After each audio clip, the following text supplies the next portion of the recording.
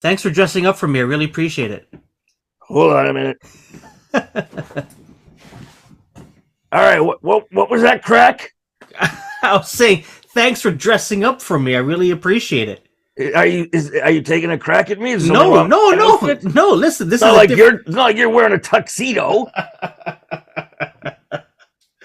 That is true. No, seriously, like this is a different. I'm trying to remember what you wore the last time I saw you. I think it was a different shirt. I don't understand this line of questioning. Do you wear the same shirt every single time? No. What, do you think I am Shaggy from Scooby-Doo? Like, That's what I'm saying. That's what I'm saying. Nice to meet you. How are you doing, Ed? I'm all right. How are you? I'm very well. I'm playing shorthanded today. Usually I have a co-host. Yeah, what's that all about? Well, he's off on a work retreat up north drinking beer. So he's having a lot of fun. Retreat. Isn't that a load of BS? Well, I don't understand. Don't you retreat when you're losing? You know, they say it's a work retreat. Like, what are you? Who's pressing on you? Retreat. It's tough days, Ed. It's tough days. It is tough days. All right, so here we are. Here we are. Hi, the following podcast is brought to you by Radical Road Brewery, the best craft beer in the heart of Leslieville. Find them at 1177 Queen Street East. That's Radical Road Brewery. Before we get started, yes, if you could, we're going to do a quick intro to introduce officially the show.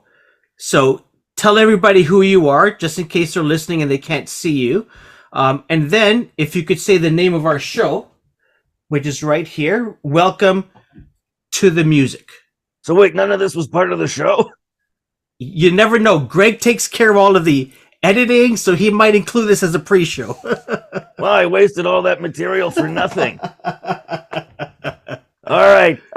Hey, I'm Ed the Sock. I am referred to by people as a Canadian icon. That and a nickel still won't buy me a coffee. I started in 1987 in Toronto's smallest cable station, and then jumped to Citytv and MuchMusic, where I had on Citytv Ed's Night Party, a late night show that ran for 14 years and beat the American competition every Friday. And I kind of dominated and changed the game over at MuchMusic, where I was a VJ, and I was the only one who was allowed to say what I really thought. Since then, I have been active on social media, but stayed away from most commercial media because you can't do what I like to do on commercial media anymore. So that's why I'm here on Welcome to the Music, because nobody cares what I say here.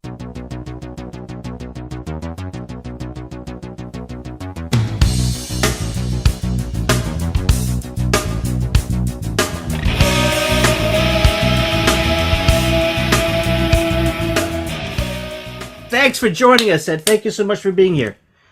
Hey, are you wearing, is that a Twitter hoodie you're wearing? This is a Twitter hoodie. Where'd you get that from? From Twitter. But first of all, why would they give you one? Secondly, true. Why are you advertising for Twitter? True. You know what? All good points. All good points. That's what people say when they don't want to answer questions. That's true. One, in my day job, I work in media, advertising, and number two, you know what? Still to this day, it's my favorite social media platform. Really? Yeah. Are you buddies with old Elon? Is that what it is? Is that it? Have you been talking? That's what Greg would say. No, I am not buddies with Elon, but I don't know. It's where, similar to you. It's where I found my voice, and it's where I feel the most comfortable. So so I hang out there. I'm on Facebook. I'm on Instagram and TikTok, but Twitter is sort of my comfort zone. Are they paying you for this? Because if not, you're doing this for nothing. Because you're not gonna get any. They're not gonna say, "Hey, who was real nice to us?" Yeah, they won't be saying that. They won't be saying that. All right, well, but in this cold, frigid Canadian winter, this This works just as well. Well, I mean, I understand you're in. You said Canadian media. I understand you probably only have the one hoodie. That's true. Because and of course you probably got it as some kind of swag, because Yes. we all get that. Because in Canadian media, they don't pay you to do things. They say, No. "Hey, we'll give you a T-shirt." That's It's like, true. "Hey, thanks very much." You know what the best for me is when they ask me to do something. They say it'd be good exposure for you. Yes. Okay, first of all, in Canada, people die of exposure. Absolutely. Secondly, if you want me to do you a favor, I will do you a favor. But don't make it like you're doing me a favor. Having True. me, like, it's like, dude, everyone knows who I am. No one knows who you are. Why? How is this that you're doing me a favor? Now, this isn't what you did. I'm not referring to you. No, of course. But people say, yeah, it'll put you on the map. It's like, I am the map. You are the map. Ed, did you watch the Grammys last night? You know what? I didn't. Weren't they just on like Paramount Plus or something like that? You know what? I don't even know, and I totally forgot it was on until I went on Twitter and saw the chatter. Yeah, I mean, who cares anymore about awards shows? Really? I mean, they peaked somewhere around the early 2000s. Mhm. And since then, especially with the explosion of so much media out there, so many alternatives to commercial enterprises, people just don't really care anymore. They care, like they want to find out who won so they can talk about it. But nobody really watches awards shows. You see the numbers for the Academy Awards dropping, the Golden Globes dropping. Yeah. The Grammys. I hadn't looked at what the ratings were, but like you, I was like, oh, did that happen? I mean, I saw some of the pictures. Mhm. I don't know what Shania Twain was rocking there with that blonde wig. She's redone her hair, apparently. What is she trying to keep the gray out? I don't understand what the issue is. And then one of my favorite artists, Lizzo, did well. Yes. I mean, but the thing is, she was in that all silver dress. Yeah. And I was concerned that the U.S. military might think that she was a Chinese spy balloon. Okay. Well, hopefully she's doing well today. Are you kidding? After that speech and after those wins, she's doing very well today. So she did well. She did well in the Grammys. I was going to ask you for an update. I didn't know. This is Welcome to the Music, and you have no idea who won what at the Grammys? It's a Canadian show. I know some. Oh, okay. Oh, so you bother to pay attention to who wins Junos? Come on. I know more about what's happening with the Junos than I do what's going on with the Grammys. That's interesting, because you're probably the only person in Canada who gives a rat's ass about the Junos. You're not a fan of the Junos? No one cares about the Junos. What does that? Who has ever won a Juno and gone on to fame and fortune? A Juno is like it's a paperweight. Nobody gives a damn.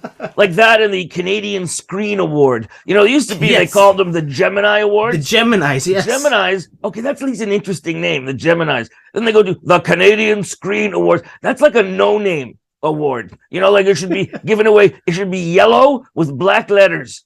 The Canadian Screen.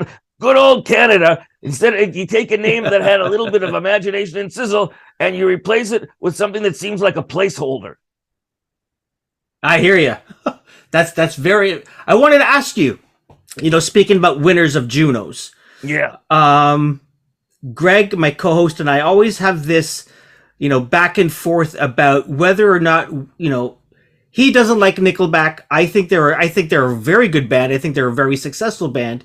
I wanted your thoughts. What are your thoughts on Nickelback? Well, here's the thing.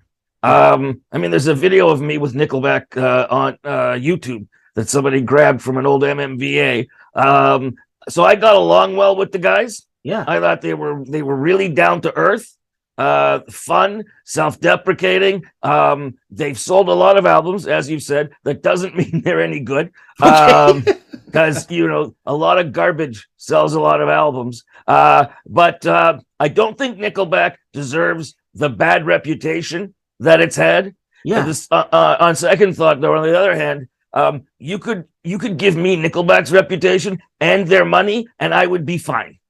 Because the best award is making money. Because people can claim that, I hate Nickelback, I hate Nickelback. Yeah, who bought the freaking albums? because someone did Someone and made did. the money. On the third hand, I'm starting up a new podcast, the late great Ed the Sock. Yeah. And I've been contacting people that I was, friends with or friendly with back in the day. Yeah. And I contacted Nickelback. Son of a bitch, never even got back to me. I spoke to a contact there, Yeah. who I know, who said, I'm going to give this right to Chad. Chad, you son of a bitch, never got back to me. I understand they're busy. How are you too busy for Ed the Sock? I haven't bothered you or asked you for anything in years. I asked you for this and you don't respond to me. Like, this says more about them than it says about me. They've obviously forgotten their origins. And so I don't wish them well. Oh no, that's not a good turn. No, screw them. Are you fans of any current Canadian artists or bands? I'm not really up on current Canadian bands and artists. Tate McLean, you know that name? I don't. Tell me about Tate. How is this? But welcome to the music. You know nothing about music. Well, tell me about Tate. What is it? Let's learn together. You might as well do Welcome to Astronomy for all you know about these topics. She's a Canadian performer who's done quite well. All right. And her music is pretty good. Okay. I hate Drake. I do not understand the phenomenon that is Drake. Yeah.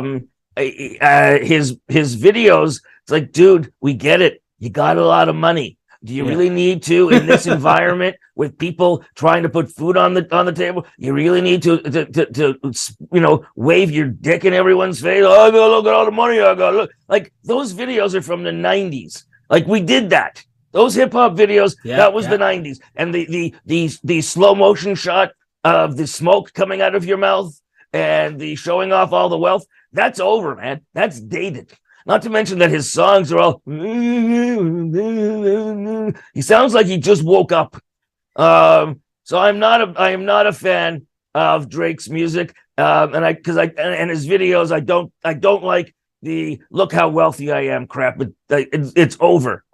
He has, similar to Nickelback. He's sold a gazillion albums, a gazillion streams on Spotify and stuff. So. That's because everybody follows the leader. No one wants to be the one who says, you know what? The emperor's, it's the emperor's clothes. I don't know if you remember that story. The emperor's new clothes. You remember that story? Do you know that at least? I know that. I know that. Yeah. You need to go on Google? No Google. So the emperor's new clothes, for those who don't know, is an old fairy tale about an emperor who kind of went crazy. And he said he was wearing new clothes and he was really proud of them. And he wanted to parade through the town square wearing his new clothes. The thing is, he was naked. He didn't have any clothes on, but everyone's saying, oh, look at how beautiful your clothes are. Look, you look resplendent I love that word, resplendent. You look resplendent in your clothes, because no one wanted to say to the king, hey, you're naked. And so he walks through the town and everyone's gushing about how good his clothes are. And one little kid says, but he's naked. Yeah. And no one wants to be the one that says, but he's naked. So if you're told that someone like Drake is popular, if you say that you don't like them, you're not, all of a sudden you don't understand music. You got crappy taste in music. Nobody wants to be the one that says, have you listened to this shit? So people go with the flow. People want to be part of the in crowd. And it's just like people who look at art in an art gallery. They walk, oh, isn't this, look what it represents, blah, blah, blah. Meantime, it just looks like somebody crapped paint onto a canvas. But nobody, if this thing has been regarded popularly as being great art, no one wants to be seen as the person with such poor taste that they can't recognize something great. And so people jump on the bandwagon, and Drake's got himself a home on the bridle path and custom rolls. And have you ever seen that video of his custom rolls? I've seen the house video, and I haven't seen the car video. Yeah, he did a video. It is hideous. It was custom made for him, the insides. Okay. It's like money doesn't bring you taste. The inside of the car is tacky AF. So you check out that video. I'm like, really, dude, you're showing this? This is really, really tacky. It's like, those I don't know if are you in the Toronto area? Yeah, yeah, You know those furniture stores out on Kennedy Road, that's right. where some of them the furniture is just hideous. Yep. Like it's all red velour sheets and stuff like that, and you're like, who would buy that crap? That is what the inside of Drake's custom car looks like. That's crazy. I gotta look up that video of. You got a lot of research to do. Apparently. I do. I'm taking notes. I will go back and re-listen to this and check out some of these artists that you've introduced me to. I wanted to ask you about your start. All right. In media. 1984. Is that correct? Is that your first? No. Okay. 1987.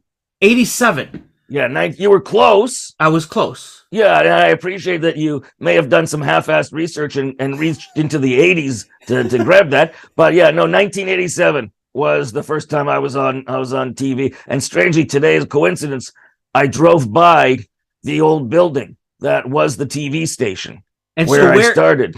And it wasn't Citytv. You were somewhere else before that, I believe, correct? That's right. I started on a cable TV channel in Toronto called Newton Cable.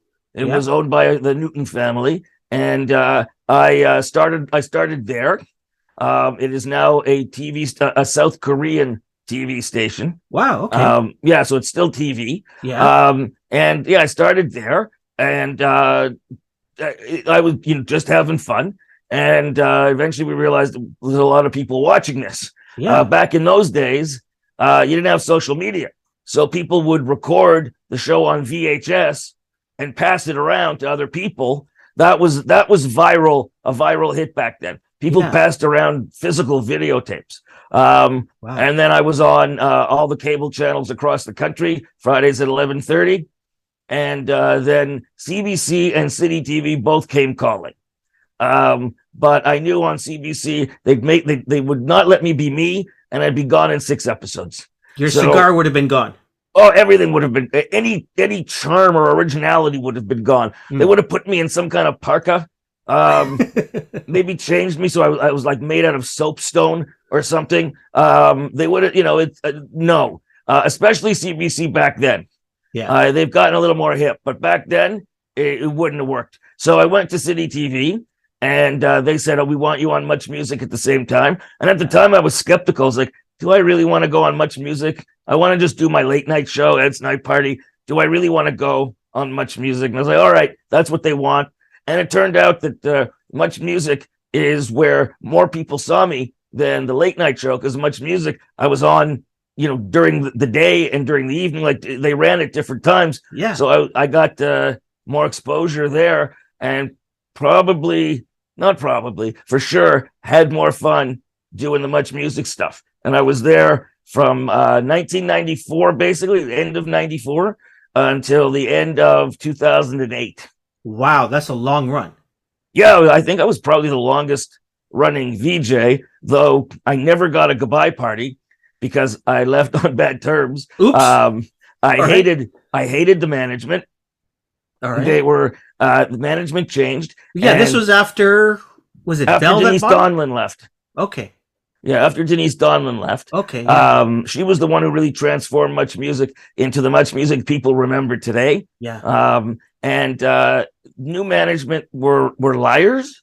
The liars who lie to your face, and they know that they're lying. Yeah. And they have a little smile on their face because we both know they're lying, but you can't do anything about it because they're going to keep lying. Anyway, they told me, the program director told me, our viewers are stupid and just want shit. So we're just going to give them shit. Huh. And they did. And then at the same time, there was this edict where they decided that MuchMusic viewers were idiots who couldn't remember anything that happened more than 3 months ago. So don't reference anything that happened more than 3 months ago. Wow. Now, at the time, I had started a new series of specials called Smartass, the Ed the Sock Report. And the second one we did, which had just come out, was about hip hop. And we took the origins of hip hop back to griots back in Africa. We went back a couple of hundred years and traced Black music and the traditions of Black and talking about Black experience in music. We traced that all the way up to the modern times, where we determined, because it was called "What's the Matter?" or "What's Wrong with Hip Hop?" Because at the time it was getting criticized for its depiction of women and drug use and stuff. And what we determined was there was nothing wrong with hip hop. They were only doing the same things that the white hair metal bands had done in the 80s. The difference was it was being done by Black people. So that made it scary. But anyway, it was a historical thing. And we were told, don't say anything that happened more than 3 months ago. I said, all right, but we just did this Ed the Sock report about hip hop. We went back a couple hundred years and traced history, and it's the highest rated thing you've had in months. And the reruns are higher rated than anything you've had in months. And they said, yeah, people aren't interested in what happened in the past. I said, are you listening to me? It was about the past, and we got the highest numbers you've had in months. Yeah, no one's interested in what happened in the past. It's like, what, do you hear what I'm saying? Have you looked at the numbers? It was just like a cult. They just kept repeating the same crap. So they wanted me to dumb my stuff down. And that's when you left. I said, I'm not doing it. Yeah. I knew our audience on MuchMusic was a lot smarter than they were saying, than the management was saying, because I was in touch. I would talk to the people out on the street when we opened the window. I had a lot of emails. I would return emails and back and forth. I knew that the average MuchMusic viewer was a very smart, at least the people that I interacted with were very smart people. So I'm not going to start dumbing my stuff down. And then they wanted me to do Fromage every month because it was such a monster hit for them. Yeah. I was like, do you do awards shows every month? Does that make them the least bit special? And I said that, then we're going to have to start putting videos in that don't really deserve it just to fill out the time. And I said, I won't do that. Yeah. And so they, when I left, they came up with a show called Video on Trial, which was basically a spin-off of Fromage. Here's the thing about Video on Trial. Most people don't know. I created it. Oh, wow. I pitched it to them as something called Video Court. And they said no, they weren't interested in it. And then when I left, they took my idea and made a show to fill the space that Fromage had. This is the kind of bandits we were dealing with there, like kind of pirates. And then my late night show, Chum was purchased. Yeah. Chum, which owns City and MuchMusic, was purchased and split up. So CTV owned MuchMusic. Rogers owned didn't own my late night show. I owned it, but that was where they owned Citytv. So that's where my show went. But Rogers is a very safe company. They sand the edges off everything. Yes, I hear. And so we did 1 year with them because there was a contract to do another year, but we knew we weren't coming back. Sure. They wanted to change the channel into something that didn't have any real edges. They wanted to rebrand it. I mean, then they have rebranded it. It's now a channel that nobody gives a damn about. It used to be a channel that was vital to at least Toronto and the other cities that had Citytvs, because it reflected the people. It had that energy of being authentic and, on the street. And they've changed it into like just this really pathetic. It's just another channel. Yeah, that runs the TV shows, the American shows that the other networks didn't want. Yeah. If there's a show that's on, if there's an American show on Rogers, it's because CTV and Chorus said they didn't want it. That's how they wind up on Rogers. And Rogers produces some of their own series, which are crap on a stick without the stick. And CTV, what happened? Now, CTV then owned MuchMusic and the Comedy Network. So why wasn't I on either of those? Yeah. Because I pissed off the person who was running CTV at the time by making fun of a show they had called The Mike Bullard Show. Do you remember that idiot's show? I remember that show. I actually thought that was a pretty decent show. What the hell's the matter? What do you got taste up your ass? That show was horrendous. He was terrible. He was like the worst guy for television. He was always blinking like somebody was throwing sand in his eyes. He's got that. Yeah, he's got that tick. Yeah, that's right. And he wasn't that funny. And the show was lame. And CTV kept saying that it had X number of like viewers. But what they would do is they would run it on CTV, then they would run it on the Comedy Network 2 or 3 times. They would take that number, they would add up those numbers and claim that was the rating. That wasn't the rating. That was a cumed rating. So they were cooking the books. And Bullard and I we go way back hating. I hate Bullard. So you're not friends. You and Mike are not friends. No, and he's run into some trouble recently, but he was convicted, I believe, of stalking a woman who was a colleague of mine at Citytv News. Okay. He's gotten in some trouble, and people aren't interested in him because they never should have been. But the person who was in charge, who created his show, was somebody who had been a partner of mine on the early Ed's Night Party shows on City.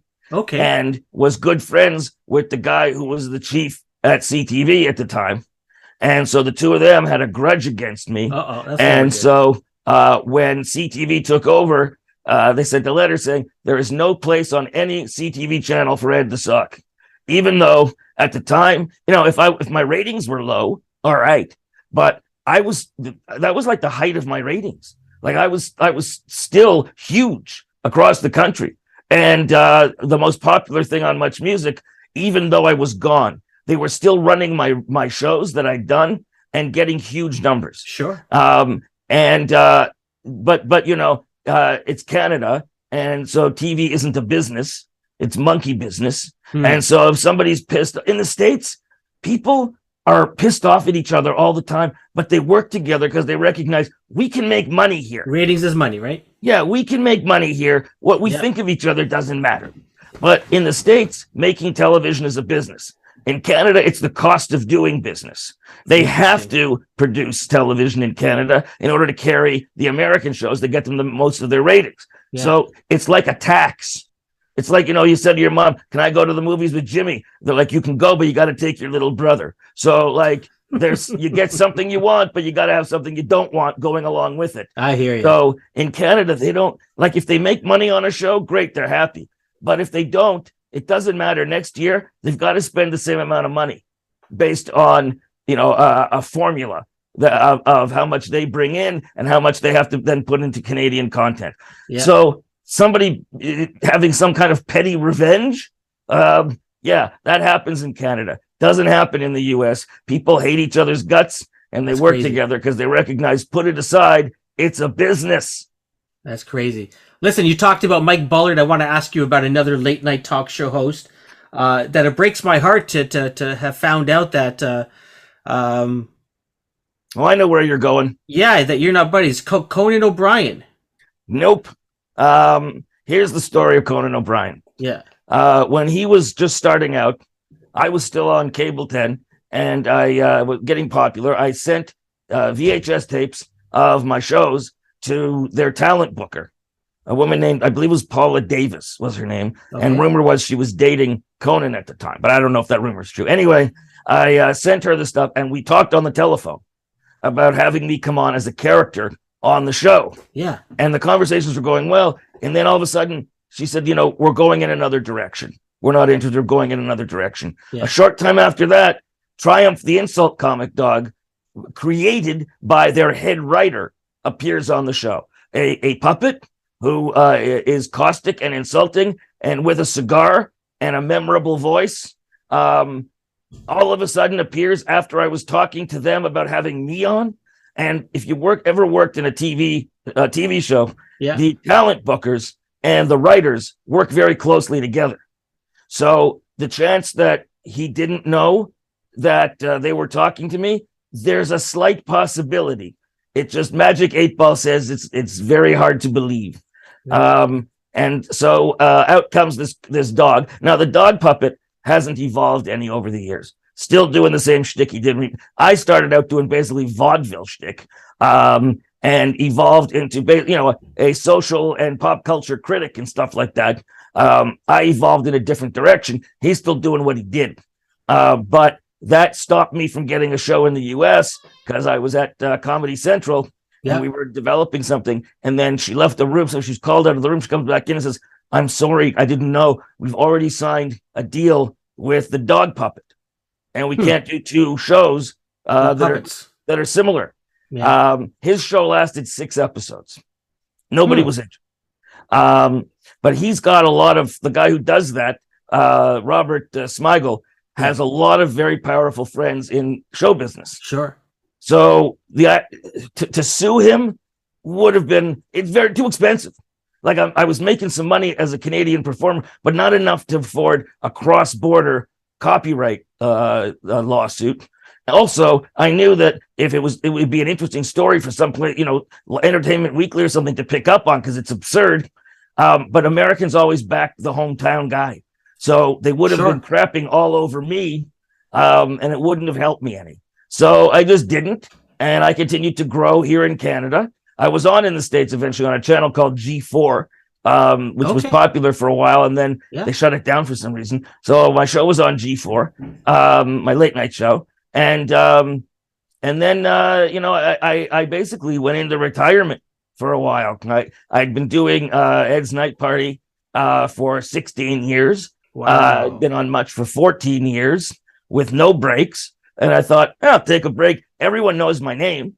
I'm a bankable brand in this country. I think so. At the time, not realizing they don't care that I'm a bankable brand because it's not a real business in this country. And so I stayed away. I did a couple of shows on a local channel, Channel 11 out of Hamilton. Okay. Yeah, they call themselves Canada's Superstation. I guess because you can call yourself anything Whatever you want. Yeah, because they're running reruns of 1950s black and white sitcoms these days. Was that show with Frank D'Angelo that you were doing? I was a co-host on Frank's show. Okay. Mostly because I could have fun at Frank's expense, and he paid me to do it. I was like, "What? I'm going to go there, spend an afternoon making fun of you. You're not even realizing that I'm making fun of you." Like my insults were right over his head. Everyone else is laughing. He didn't get it. And I walked out with some cash. So I was like, what the hell? Why not? Why not? So I did that for a little while.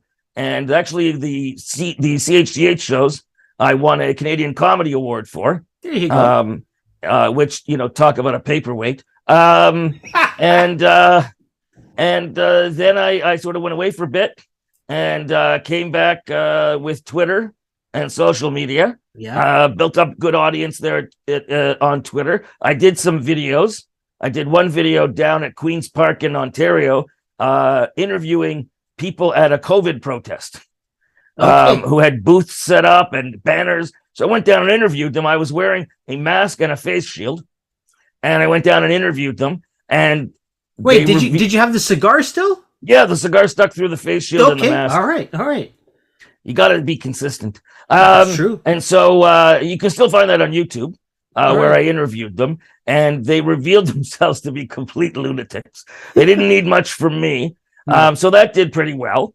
And it was building up on Twitter, and got a company to represent me, to sell me as a brand ambassador, to sell things on Twitter. And then Elon Musk takes over Twitter and shits the bed, and all the advertisers left Twitter. No one wants to advertise on Twitter. So now I'm pushing more on TikTok and Instagram. Okay. But the thing about Twitter that's easy is you just got to write words. Yeah. With Instagram, you got to make pictures. Fancy and with TikTok, you got to make videos. Yeah. So it's more work. It's not digging ditches, but and it can be fun. I was in Halifax this past weekend for a music event called Big Shiny Tunes.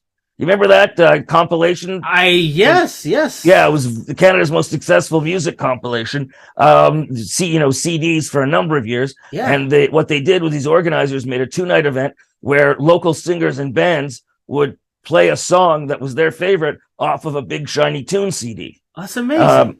And the audience was huge. Like, the people loved it. Yeah. It was millennials and Gen X, the people who miss Much Music, who experienced Much Music. Yeah. And I'll tell you something. I'm kind of a humble guy. People call me a Canadian icon. I don't care. because it doesn't mean anything. But they, the people there, they treated me like with such reverence. All right. Like I would start talking to somebody and everyone would go quiet. Everyone's just listening to everything I said. People were coming up to me saying, they were like 3 feet, 4 feet away. They go, I can't come any closer. I'm too nervous. And they would come up and tell me how much I meant to their lives. That, because I was outspoken and was unapologetic for being who I was. There was a trans person who told me that helped them get through some tough times. There was a non-binary person who told me that helped them get through tough times. More than a few gay people have told me that it helped them be confident in who they were, because I was like unapologetic about just be who you are, to hell with people. Yeah. And a lot of musicians saying that they got into music because they watched me. A lot of them saying their parents told them not to watch me. But, to realize that you have that effect on people, it's very humbling. That's amazing. And now here I am being interviewed by you, who doesn't know anything about music. There you go. Just a little humble guy in Scarborough. Listen, talking about this festival that you went to, Big Shiny Tunes. Is this in any way, this appearance, related to New Music Nation? Not really. Okay. What he's talking about there, newmusicnation.ca, is a channel I started up to be like the spirit of old MuchMusic. Yeah. And the idea was we're going to have new VJs from across the country who I recruited, and we were going to play the videos of unsigned artists from across Canada.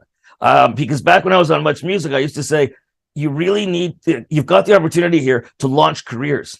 You can bring on unsigned artists who are good and give them that platform. Just let them run one video.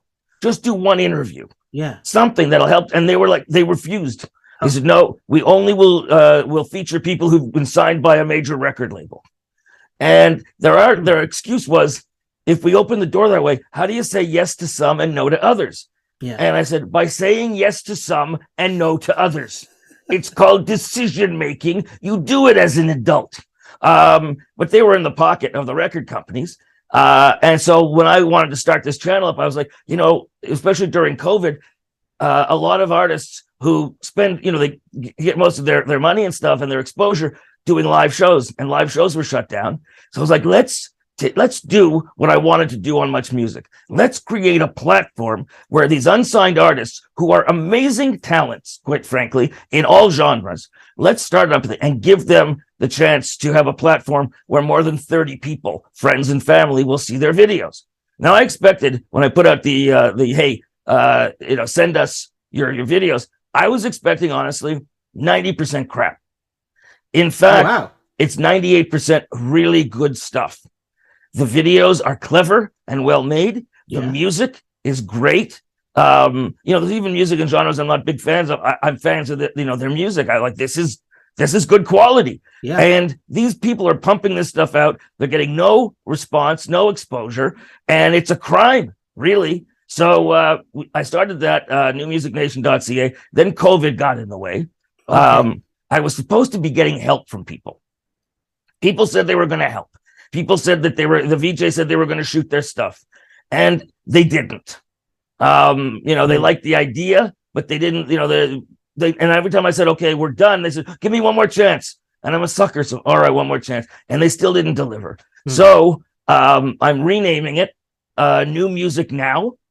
Because that tells people right away, what is New Music Now? New Music Nation doesn't really tell you what's there, but New Music Now does.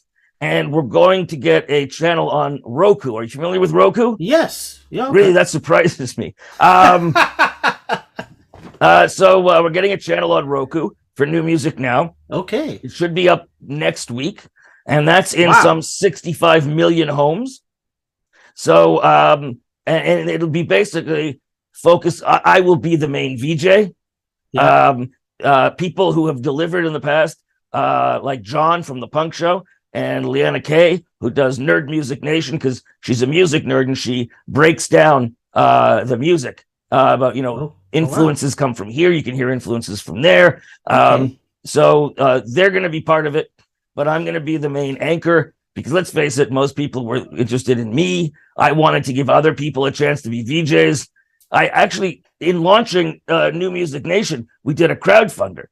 And one of the categories was be a VJ for a day. And the idea was, I will give you access to our music library.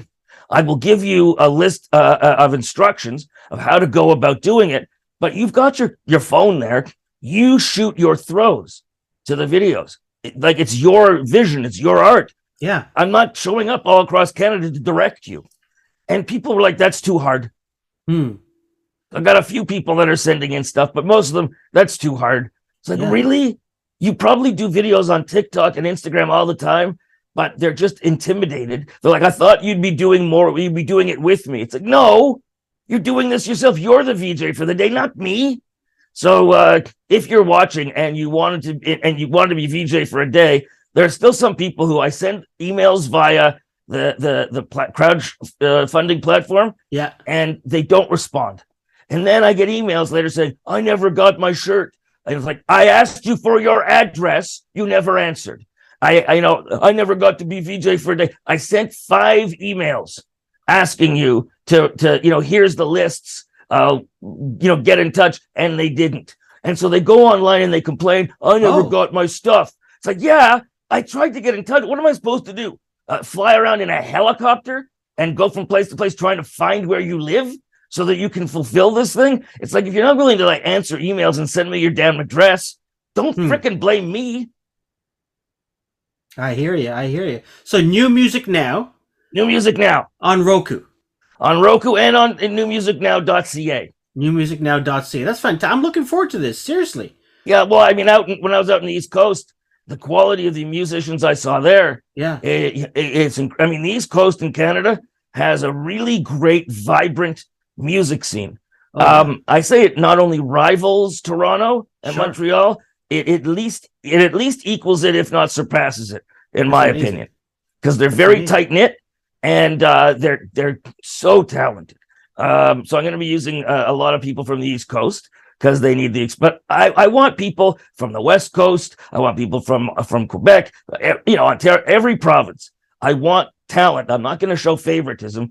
We will take stuff from other parts of the world when we go on Roku, but my main drive is I want to give talented Canadian musical acts the chance to show their stuff to other people, to get exposed. Awesome. And that's the important thing for me. For sure. Is it going to be just videos, or can we expect interviews? What sort of content will be on that show? There will be interviews. The thing is, the interviews may not be part of the video flow. They may be their own independent thing. We'll do some specials focusing on artists who have a number of videos, and we'll do video or interviews in between there. Yeah. And then also there will be an audio podcast called New Music Now, which I'll be hosting, and I'll be bringing on. The first episode will be co-hosted by Tarzan Dan. Remember Tarzan Dan? Dan, CFAY days. Yeah, YTV's hit list. He's been out in Calgary on Q107 in Calgary for a number of years. The channel there changed. It went from being Q107 Rock to being a channel that rebroadcasts their AM news channel. What? Yeah. So they completely changed the format. So Dan, people are bidding for his services now because he's an amazing, legendary DJ. So he'll be on with me for the first one, and we'll be doing interviews there. That podcast will go up. And the thing I hate about YouTube is that they show the view counter. Yeah. The problem is people, if you put up a video and people don't know necessarily that it's there, you're not going to get a high view count. And when you don't get a high view count, people go by and they look at the thing. They go, oh, it didn't get a lot of views. Must not be any good. And they don't look at it. Yeah. So it's a disincentive for, I think they should just get rid of the view counter. Let people decide if they want to watch it or not. Because people looking at something that doesn't have a lot of views, they think it must suck. When in fact it doesn't. And that's the case for a lot of these artists with their videos. True. People, they've had 33 views, must not be very good. It doesn't make sense to say that it must not be very good, because if it wasn't good, you'd still have people who found the video, watched it, and said it wasn't good. What you have is people just haven't found the video because there's so much crap out there to choose from. So that drives me crazy a bit. It's it's a disincentive because people want to follow the popular stuff. Well, I'm looking forward to the podcast. Really looking forward to the Roku show. That is awesome. Listen, Ed, it is 7:21. All right. I promised Steve, I don't know if he's there, but I promised Steve I'd give him some time. I got about 10 minutes left. Do you think you could find him around there? Why don't you just finish up with me and talk to him another time? Perfect. He's nowhere near as interesting as I am. I will warn you about that. I just didn't want him calling me and getting angry at me. He kind of plays it quiet in the background anyway. Does he? Well, listen, I must ask you about different musical artists. I got some books here written by musicians. So I want to ask your thoughts on some of them. So let's quickly do that. All right. Randy Bachman. All right. Guess who and BTO recently got let go by CBC. I think he's now on Chorus. Your thoughts on the legendary Randy Bachman? Well, you said it. He's legendary. Yeah. I mean, between both bands, he contributed a lot to music. And the thing is, he got credibility as a Canadian artist and American airplay back when no Canadians did. All right, so he stayed here. He didn't go down to the States. He stayed here. I don't understand the foolishness. He did the same stupid thing I did and stayed here when the real money's in the States. Because, a guy like Randy Bachman in the States, the radio stations would be fighting for him. Oh, they for wouldn't sure. be letting him go. Absolutely. And a great talent. Somebody we can be really proud of. I think so. As a Canadian. Absolutely. This guy's divisive. I hate that dick. You okay? Tell me. I hate Bono. Tell me. Bono is full of crap. We did. This is part of the friction with MuchMusic that caused me to leave. We did a show. The first smartass was called Promosexuals. It was about artists who will use any cause or their personal life to promote their music. And what we found with Bono was his big push for funding for poverty coincided with him releasing an album or a branded iPod. So it was coordinated with him having something to promote commercially. And he was telling people, telling the governments, use tax dollars to fund these other countries, which is all noble and stuff. But then he, when the tax breaks left Ireland, he moved his business out of the country because he didn't want to pay taxes. So our taxes, it's okay for you to say our taxes should go to different causes, but you don't want to pay any freaking taxes. He's just so full of crap. I can't stand him. Oh my God. All right. There you go. You're never without an opinion. That is great, Ed. This is a book on Metallica. Your thoughts on Metallica? You a fan of them? I am a fan of Metallica. I mean, how do you not? I mean, they're groundbreaking. They're in the laugh act. They've lasted so freaking long. Yeah. That tells you it doesn't matter what I say because what they've done stands as its own tribute. Absolutely. This is not a musician, but in a way, a character in Canadian music. Massey Hall. Massey Hall.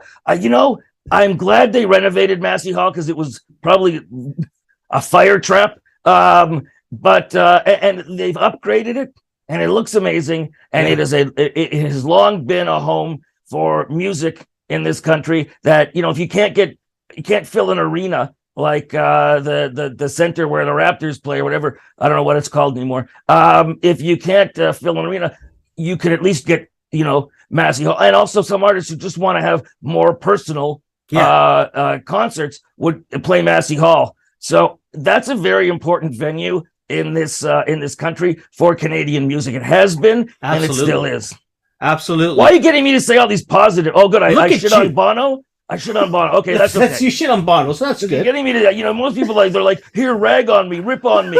And now you're getting me to say things about people I like. I don't know if you ever had a chance to meet but this is a book written by Tom Steven, and he was the drummer with the Jeff Healey band. Did you ever get to meet Jeff? Never met Jeff. No, I mean, I met lots of people in music. Never met Jeff. It's weird the number of the people I did meet and the people I didn't meet. That's crazy. Like, I sang with Beyonce. You're kidding me. Yeah, I sang with Beyonce. She was with Destiny's Child, and me, Beyonce, and Destiny's Child sang "Say My Name" together. It was magical. I've interviewed and sang with Willie Nelson, Coldplay, Christina Aguilera, Rihanna. I did one of Rihanna's first interviews. Wow. We were doing it side stage at a concert, which was a terrible place to do an interview. We couldn't hear each other. Oh my goodness. So we're both trying to figure out what the other's saying, and I could possibly read her lips. She was having trouble reading mine. And so it was the most awkward, awful interview, but she was lovely, lovely person. Avril Lavigne, I did her first interview ever. With Christina Aguilera, I interviewed her because nobody wanted to interview her because at that time she was just a girl from the Mickey Mouse Club who was on the Mulan soundtrack, and everyone wanted to interview all the big names. I was always like, I'll take the smaller names. You're like, I got no problem with that because I want them to get attention too. And some of those smaller names wound up blowing up. That's crazy. That's awesome. We're nearing the end of our time. You've had many co-hosts. This is true. Ed, you've had Red, or you still have Red. She's still a co-host with you. She's still a part of New Music Now. We're talking about the late night show that I had the co-host. Yeah. Frank D'Angelo. No, he was never a co-host of mine. I was on his show. You was on his show, but I was on his show as some reason to watch his show. There you go. That's not my show. Fair enough. And what now was Humble Howard a co-host? With you? Yeah, Humble was a co-host our first 2 seasons on Citytv. Okay. Humble Howard, legendary radio DJ. You can still find him at humbleandfred.com. Yeah. They do a podcast Monday to Friday. I think it's still Monday to Friday. I think so, yeah. They're another pair that in an American audience, people with their fame and talent would constantly be chased after. But in Canada, they're like, yeah, you know what? We're going to go for people who don't have any leverage over, because they don't like people who are popular in Canada. Because if you have an audience, you have some leverage. You have leverage. They want to have all the power. Yeah. So check them out. So Humble Howard, Craig Campbell is a comedian who lives in Scotland now. Wow. He was a co-host for a number of years. Yeah. And Stan Glass was the first guy way back when I was on cable. I posted on my Facebook page a early show from my cable days with Stan, and it's something to behold. It really, there's a magic there. That's fantastic. Greg likes to ask this question near the end. Greg should have been here. He should have been here, but if I don't him and his questions. If I don't see his name, he's not gonna edit and master this conversation. So I've got to sort of. All right, what's the question? The question is, what bands are you listening to these days?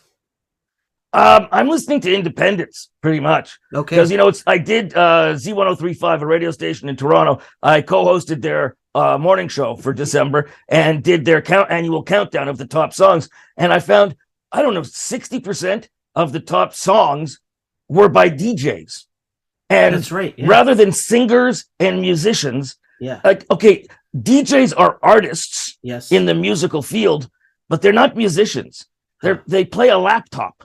It's like, what the hell?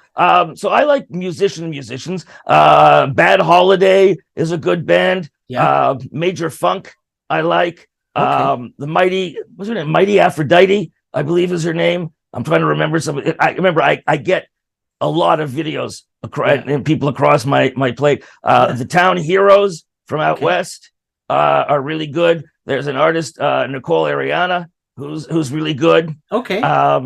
And I know I'm leaving out some others, but check out New Music Now. If you go to newmusicnation.ca, you can still find the stuff there, the music there. There are so many great talents. There's great punk bands, great rock bands. There's even some country acts that I like. Okay. So check them out. There's a diversity, because in the days of Much Music, we used to play we didn't play videos in packs. Like this is the hip hop pack. This is the rock pack. We used to blend it so that you would It was find everything. music. Yeah, I remember. You would find music you would never otherwise have found if we stuck only to the genre that you liked. And that's what we do on New Music Nation. We show you a bunch of music because when you're on Spotify or whatever, the algorithm only recommends music that is similar to what you've already watched or listened to. Yeah. So it doesn't introduce you to anything new. And I know people out there, they want to discover new music. So that is part of the plan of newmusicnation.ca/newmusicnow.ca. Awesome. Newmusicnation.ca is the website, coming to Roku and coming online soon as New Music Now. That's right. .ca. And Ed, I remember watching you when I had to sneak downstairs to watch late night TV. Did I help you get through puberty like so many others? You and Letterman. Letterman helped you get through puberty? He didn't have a hot tub with beautiful women in it. He gave me my sensibility, and you showed me things that I didn't think existed. Let's put it that way. Oh yeah. We were the forbidden fruit, that's for sure. Yeah. Ed, thank you so much for coming on the show. I really appreciate it. I should mention Twitter at Ed the Sock, Twitter at the Sock, Facebook Ed the Sock Official, Instagram and TikTok Ed_the_Sock. Appreciate it. Tell Greg I'm not impressed. Well, Greg, we might have to replace him. You're gonna have to tell me some co-hosts. I'm good. I got people for you. Don't worry. All right. See you later, my friend. Take care, Ed. Bye bye for now. Ciao. Bye.